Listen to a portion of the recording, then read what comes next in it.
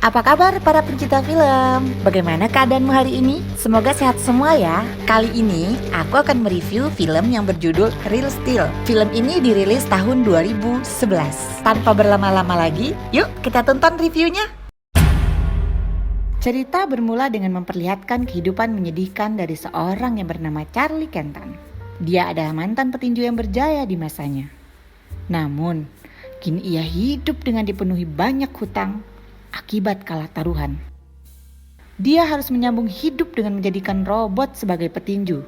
Pada settingan film ini, robot dijadikan sebagai alat petarung. Ya, seperti cerita-cerita masa depan. Di sebuah kota, San Leandro, Charlie berkesempatan untuk mengadu robotnya yang bernama Ambus dengan seekor banteng. Charlie bertaruh $20.000 untuk robotnya karena ia yakin robotnya akan menang. Tak lama kemudian, datanglah Ricky. Ricky juga mantan seorang petinju yang pernah mengalahkan Charlie di masa lalu. Sepertinya Charlie memiliki banyak hutang pada Ricky.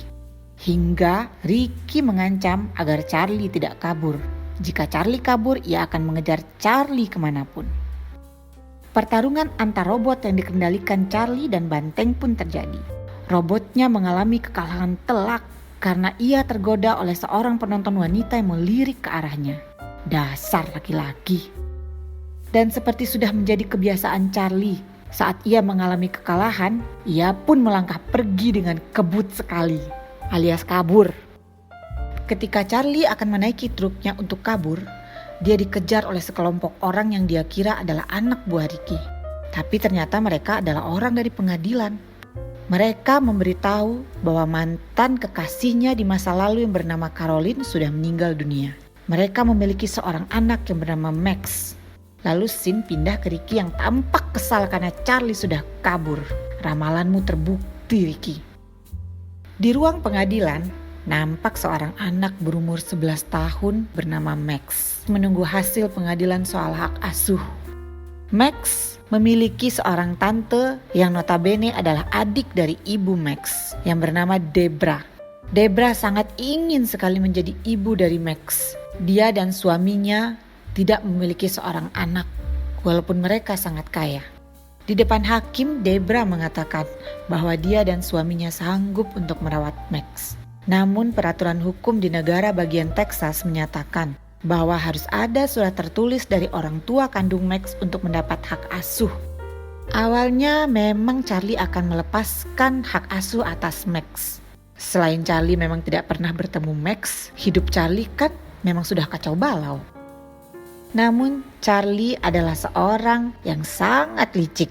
Sempet-sempetnya loh dia melihat jam tangan yang dipakai Marvin. Jam tangan itu mahal. Marvin adalah suami dari Debra. Charlie berpura-pura menelpon pengacaranya. Dan seperti yang diharapkan oleh Charlie, Marvin pun mendatangi Charlie dan transaksi bisnis pun terjadi. Marvin membayar atas hak asuh dari Max. Lumayan besar bayarannya. $100.000. Yang kalau dirupiahkan jadi sekitar 1,3 miliar. Marvin menyetujui segala negosiasi yang dilakukan Charlie padanya. Yang penting, Max beserta hak asuhnya dimiliki oleh dia dan istrinya. Hak asuh atas Max pun jatuh kepada Marvin dan Debra. Namun, tetap saja Max dititipkan kepada Charlie selama 2 bulan karena Marvin dan istrinya akan pergi ke luar negeri. Marvin memberikan uang sebesar $50.000 pada Charlie sebagai uang muka atas hak asuh tersebut. Dan sisanya akan diberikan sepulang mereka dari luar negeri. Hei, ternyata Charlie menggunakan uang yang didapatnya untuk membeli sebuah robot bekas yang bernama Noisy Boy. Robot itu adalah robot petarung yang di masa keemasannya masuk dalam liga utama. Noisy Boy diantar ke tempat latihan semasa dia menjadi petinju. Tempat itu juga merupakan rumah dari si cantik Bailey. Oh ya, Bailey sendiri adalah anak dari mantan pelatih tinju Charlie dulu. Bailey mengaku bahwa dia hampir bangkrut dan ingin menjual tempat itu karena desakan ekonomi. Dan dia mengharapkan Charlie untuk segera membayar hutangnya. Wah, si Charlie ini emang banyak hutang ternyata. Tak lama berselang, Marvin pun datang untuk memberikan uang hasil negosiasi hak asuh di pengadilan tadi kepada Charlie dan menitipkan Max 2 bulan ke depan. Disinilah untuk pertama kalinya Charlie bertemu anak kandungnya Max. Dan ternyata Max sudah mengetahui negosiasi yang dilakukan ayahnya di pengadilan kepada Marvin, yang notabene adalah om dari Max. Max meminta bagian dari perjanjian itu. Dan seperti yang sudah kita ketahui, Charlie sudah menghabiskan uang itu untuk membeli robot Jepang Noisy Boy sebagai robot pertarung barunya. Ketika Noisy Boy akan di-unboxing, Charlie meminta Bailey untuk merawat anaknya selama dia bermain dengan mainan barunya. Tentu saja Bailey menolaknya. Namun Max ternyata seorang yang menggemari video game dan tinju robot itu memaksa ikut ketika Charlie ingin mencoba robot barunya di atas ring.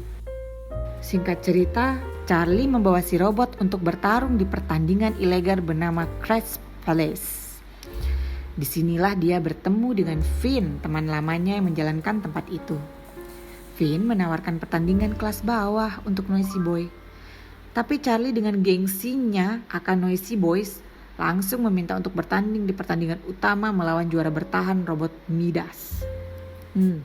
Di sini kita mengetahui bahwa Noisy Boys adalah robot buatan Tak Mashido, sang pembuat robot yang fenomenal.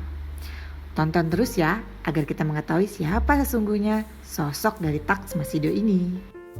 Oke, balik ke cerita. Noisy Boys kalah telak karena kecerobohan Charlie yang memang belum menguasai Noisy Boys. Max sangat menyayangkan kekalahan Noisy Boys, karena dia tahu bahwa Noisy Boys sesungguhnya adalah robot yang tangguh. Namun Charlie menyia-nyiakannya. Malam itu, dengan membawa sisa-sisa dari Noisy Boys, Charlie mengajak Max ke Metal Valley, tempat pembuangan robot-robot yang sudah tidak terpakai. Charlie bermaksud mencari suku cadang untuk membangun kembali Noisy Boys. Di tempat ini juga Charlie menjelaskan kepada Max mengapa manusia menjadikan robot sebagai petarung. Semua dikarenakan peradaban manusia yang selalu menginginkan lebih akan suatu hal, termasuk olahraga tinju.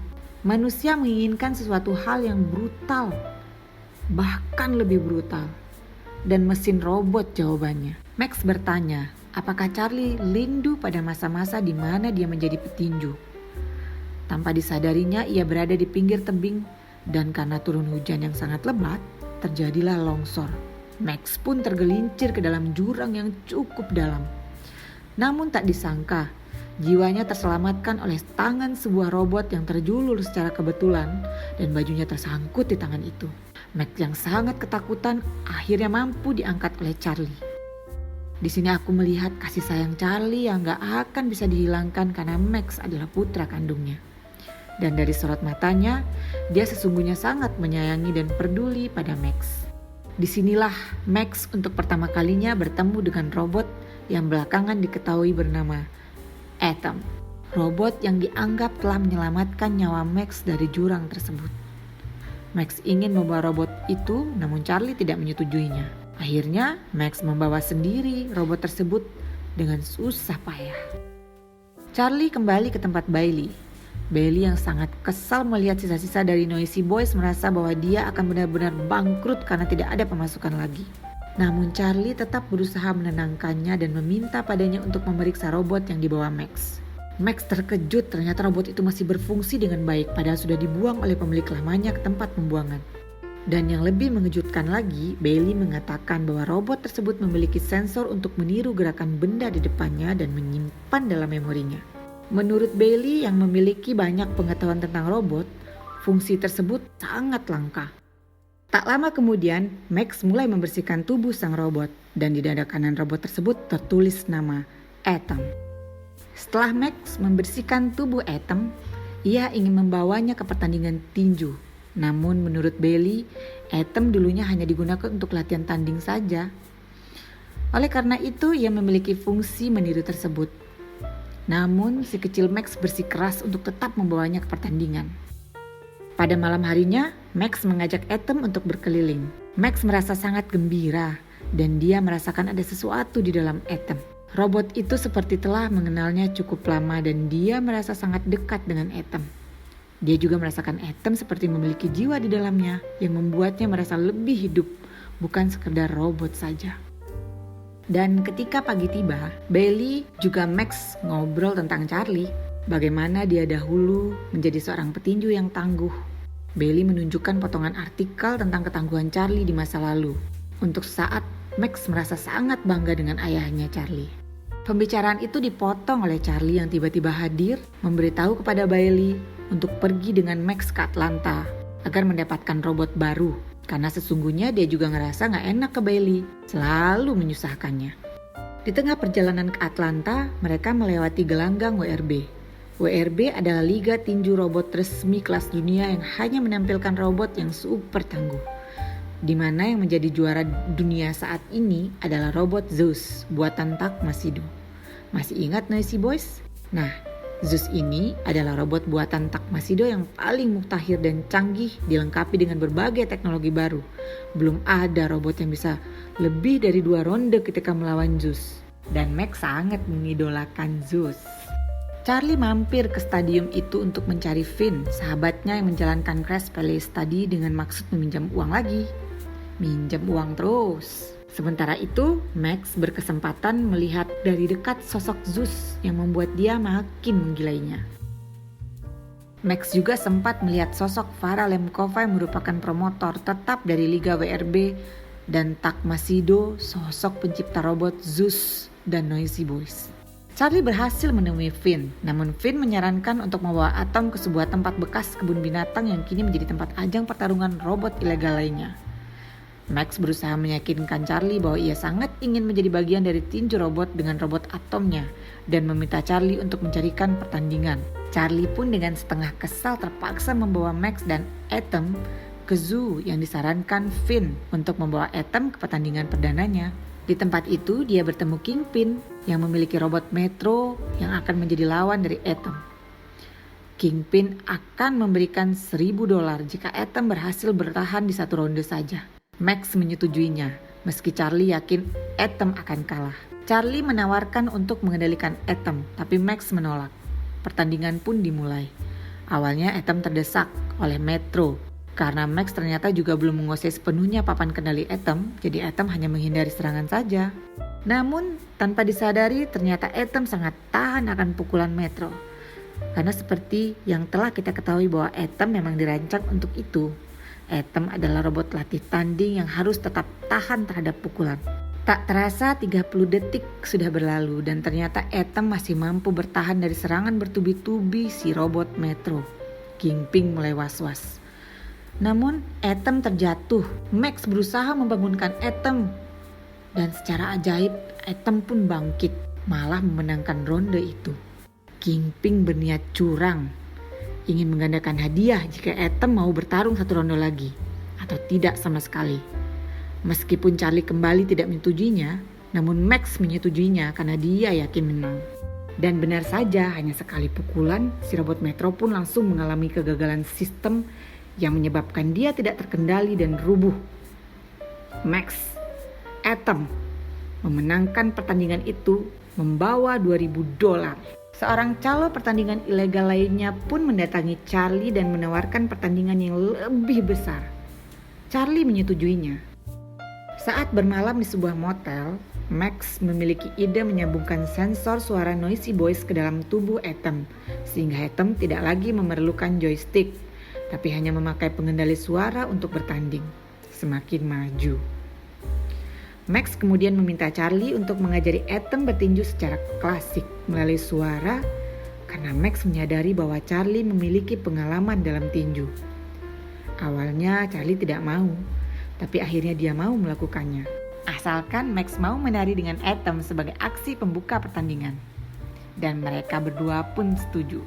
Atom mulai memenangkan pertandingan demi pertandingan yang membuat namanya semakin lama semakin terkenal. Perpaduan unik dari seorang mantan petinju yang mengendalikan Atom dan tahan pukulan juga bisa menari, membuat Atom semakin tidak terkalahkan. Akhirnya yang diimpikan Max pun terwujud. Seorang wakil dari Liga WRB datang dan menawari mereka untuk bertanding secara resmi dan diliput secara nasional.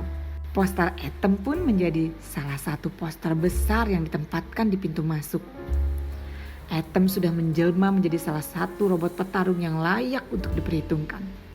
Ketika tengah bersiap-siap, tiba-tiba mereka diundang ke ruangan Farah Lemkova. Kalau teman-teman masih ingat, dia adalah seorang promotor dari Liga WRB.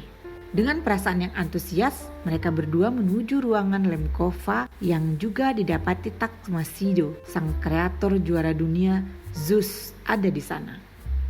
Ternyata Farah Lemkova sudah mendengar kabar tentang robot Atom yang tangguh dan menawarkan untuk membeli Atom dengan harga yang fantastis. Alasannya sebagai teman latihan tanding Zeus. Max jelas-jelas menolak mentah-mentah tawaran tersebut. Sedangkan Charlie seperti biasa menyetujui karena jumlah uang yang besar. Namun Max beralasan dia mengira Farah Lemkova dan Takmasido takut akan ketangguhan dari robot miliknya. Max merasa sangat yakin dan percaya diri akan ketangguhan Atom karena sang ayah Charlie juga telah mengajarinya tinju. Sebenarnya Max ingin sekali membuktikan kepada Farah Lemkova bahwa Atom bukanlah robot sembarangan. Pertandingan pembuka malam itu dibuka dengan Atom melawan robot Twin City, robot yang memiliki 2 kepala. Terlihat bahwa Twin City adalah robot yang berteknologi tinggi, di mana alat pengaturnya juga serba digital dan canggih. Berbeda jauh ya dengan Atom. Disiarkan secara nasional, tampak Bailey juga menyaksikan pertandingan itu di layar televisi. Tarian Atom dan Max juga tampak menggugah semangat penonton. Namun, Atom lewat pengendali suara terdesak di pinggir ring karena menerima banyak pukulan. Dan berkat pengalaman Charlie, dia mampu menemukan titik lemah dari Twin City. Seketika keadaan berbalik menguntungkan robot tangguh Atom. Dan Twin Cities terpojok, banyak mengalami kegagalan sistem akibat pukulan beruntun dari Atom. Max juga Charlie dengan cukup mudah memenangkan pertandingan resmi perdananya itu. Tampak di atas ruangan Farah Lemkova, Takmasido mulai tampak gusar. Max sangat gembira dan antusias menerima kemenangan ini. Sangat percaya diri, dia mengambil mikrofon membawa acara meneriakkan bahwa Atom siap menantang Zeus sang juara dunia kapan dan di mana saja. Hal ini sontak membuat dunia tinju robot heboh. Berbagai spekulasi muncul. Banyak dari penonton, penggemar yang mendukung Max karena Atom sudah mulai menjadi idola baru mereka. Seusai pertandingan malam itu, setelah mendapat bayaran, Charlie dan Max beristirahat. Namun Charlie terkejut akan kehadiran Ricky. Kalau masih ingat, Ricky adalah mantan petinju yang ditipu Charlie di awal cerita. Rupanya Ricky telah mendengar kabar Charlie dan robot Atomnya. Karena merasa ditipu, Ricky membawa tukang pukul menghajar Charlie di depan Max hingga babak belur. Kejadian itu membuat Charlie berpikir bahwa Max tidak akan pernah aman bersamanya. Dia tidak mungkin menyertakan Max dalam kehidupannya yang penuh dengan risiko. Charlie menghubungi tante Max, Debra, untuk segera menjemputnya lebih cepat dari jadwal yang telah disepakati. Max sangat kecewa, sedih dengan keputusan Charlie mengantarkan dirinya ke Debra. Dikala Max sudah merasa sangat dekat dengan ayahnya dan Max sedang antusias akan robot Atomnya. Namun semua seketika harus hilang. Max dipaksa untuk kembali ke kehidupan lamanya bersama Tante Debra. Charlie pun kembali ke sesana tinju Bailey. Keesokan harinya, mereka berbincang di atas balkon sesana itu. Bailey menyarankan kepada Charlie untuk memikirkan apa yang terbaik bagi Max sebelum semuanya terlambat. Scene berikutnya terlihat Charlie mendatangi rumah Tante Debra dan Max yang membukakan pintu. Ia meminta maaf kepada Max atas sikapnya, mengatakan bahwa ia mendapatkan izin untuk pertandingan Atom melawan Zeus. Dan demi kebahagiaan Max, Tante Debra mengizinkan Charlie untuk membawa Max 1 malam saja. Di sini kelihatan banget bahwa Tante Debra sangat menyayangi Max seperti anaknya sendiri. Malam pertandingan pun telah tiba. Penonton sangat ramai. Berita pertandingan ini pun tersebar di berbagai media. Terlihat Finn yang bertemu Ricky untuk memasang taruhan $100.000 dan bertaruh bahwa Atom tak akan lolos di ronde kedua melawan Zeus. Pertandingan pun dimulai. Farah Lemkova memandang sinis ke Max dengan tatapan mengejek. Charlie melihat Bailey juga berada di bangku penonton. Begitu juga Tante Debra dan suaminya Marvin. Kedatangan Zeus yang disambut riuh penonton membuat Max sedikit gusar. Zeus memang pantas menjadi juara karena kecanggihan teknologi yang dibuat Tak Masido. Di ronde pertama, pukulan telak Zeus langsung membuat Atom rubuh, tak bergerak. Namun, tak lama berselang seperti biasa, Atom mampu untuk berdiri kembali.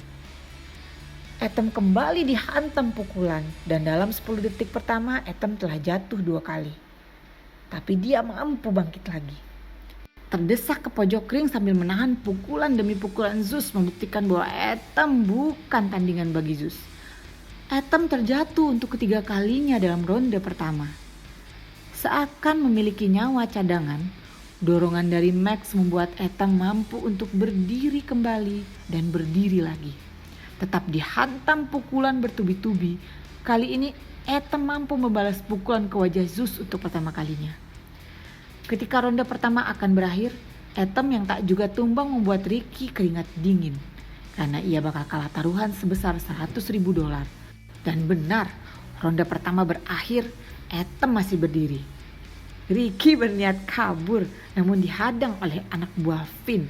Nah, kena batunya juga ya si Ricky. Lemkova mulai panik atas ketangguhan Atom melewati ronde pertama. Namun Tak Masido meyakinkan bahwa semua akan berjalan baik-baik saja. Di ronde-ronde selanjutnya, tampak kekuatan mulai berimbang, saling pukul, saling hantam mewarnai pertandingan yang sangat sengit ini. Atom terjatuh dan bangkit lagi. Selama sejarah Zeus tidak pernah mendapat lawan setangguh ini. Di pertengahan ronde keempat, Zeus mendaratkan pukulan telak ke wajah Atom yang membuat sensor suaranya tidak lagi dapat bekerja dan merespon ucapan Charlie.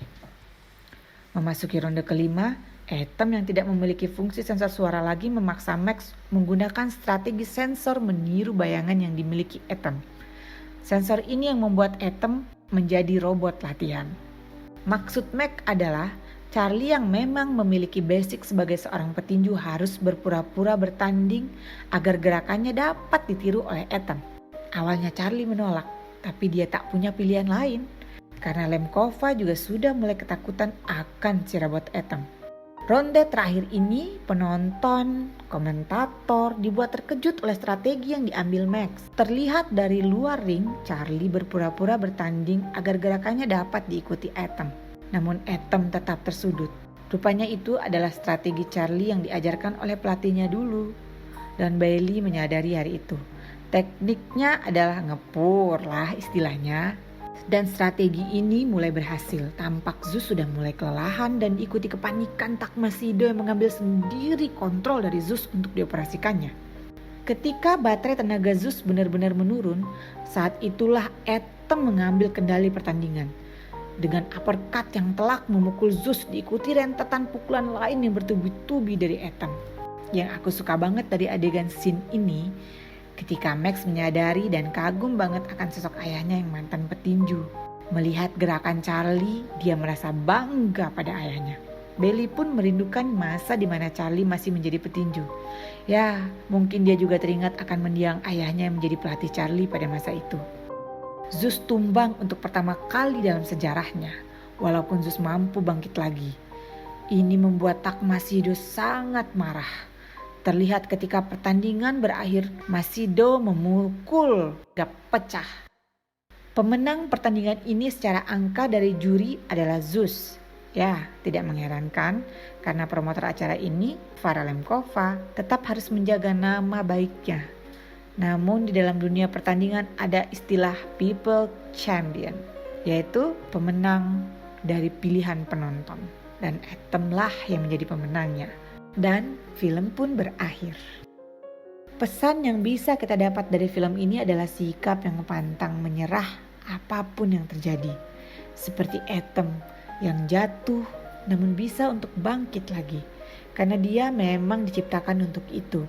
Seperti kita manusia yang hidup memang diciptakan untuk menghadapi segala macam cobaan dan harus tetap bisa bangkit lagi. Oke kawan, sampai jumpa di ulasan berikutnya ya. Jangan lupa klik tombol subscribe, like, share, hey, komen juga ya. Terima kasih.